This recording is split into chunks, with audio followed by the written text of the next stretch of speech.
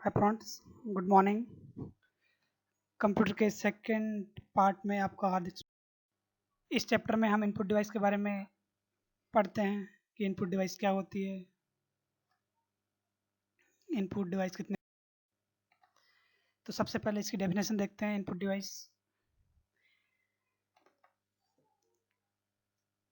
Input device वो होते हैं जिससे कुछ डाटा कंप्यूटर में हम भेजते हैं इनपुट डिवाइस के माध्यम से। तो इनपुट डिवाइस कई प्रकार की होती है जिसके अंदर हम अलग अलग प्रकार के डेटा इनपुट करते हैं। इसको और अधिक प्रभावी ढंग से समझने के लिए हमारे पास एक एग्जांपल है। जैसे हम कीबोर्ड से कुछ टाइप कर रहे हैं और वो सीधे स्क्रीन पे जा रहा है, अर्थात ये इनपुट हो रहा है, बाहर से अंदर जा रहा है। सेकंड एग्जांपल में वीडियो के सामने वीडियो शूटिंग हो रही है, तो बाहर से इसकी वीडियो कैप्चर होके इस लड़की की फ़ोटो स्क्रीन पे दिख रही है, अर्थात ये इनपुट हो रहा है। तो इनपुट डिवाइस का मतलब बाहर से कंप्यूटर के अंदर जो भी कुछ डाला जा रहा है वो सारी इनपुट डिवाइस है।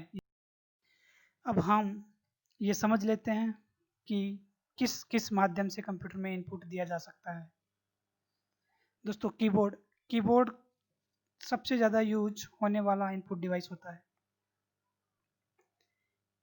इसको कीबोर्ड को क्यूबर्टी कीबोर्ड का नाम दिया गया है माइक्रोसॉफ्ट कंपनी द्वारा। एक क्यूबर्टी कीबोर्ड में 104 बटन होते हैं।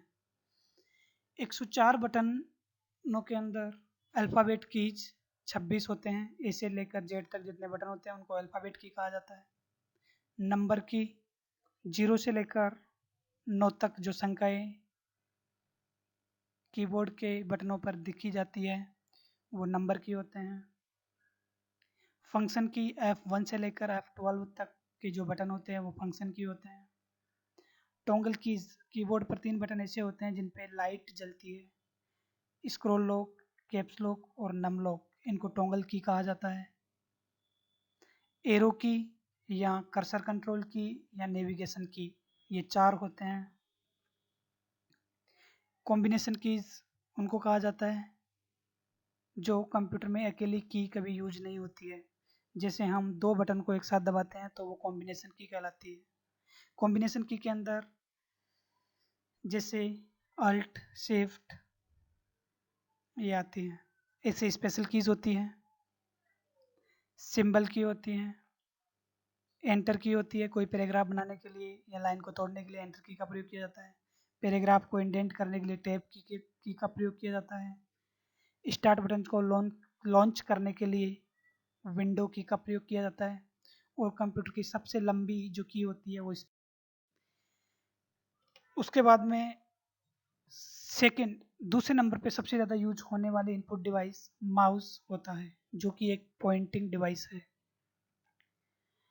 माउस के मेनली 4 प्रकार के कार्य किए जाते हैं। फर्स्ट लेफ्ट क्लिक, फिर राइट क्लिक होता है, डबल क्लिक और drag and drop. Left click से कोई भी आइकन सेलेक्ट होता है स्क्रीन पर। राइट क्लिक से डायलॉग बॉक्स ओपन होता है स्क्रीन पर। डबल क्लिक से कोई भी आइकन या ऑब्जेक्ट ओपन हो जाता है। ड्रैग एंड ड्रॉप का प्रयोग स्क्रीन पर किसी आइकन या ऑब्जेक्ट का स्थान परिवर्तन करने के लिए किया जाता है। उसके बाद में जॉयस्टिक, इस इनपुट डिवाइस का प्रयोग बच्चों द्वारा गेम खेलने के लिए किया जाता है। स्कैनर भी एक इनपुट डिवाइस है जिसका प्रयोग कंप्यूटर में डाटा या डॉक्यूमेंट्स अपलोड करने के लिए किया जाता है। माइक्रोफोन या माइक, यह भी एक इनपुट डिवाइस है जिसमें बोलकर इनपुट दिया जाता है।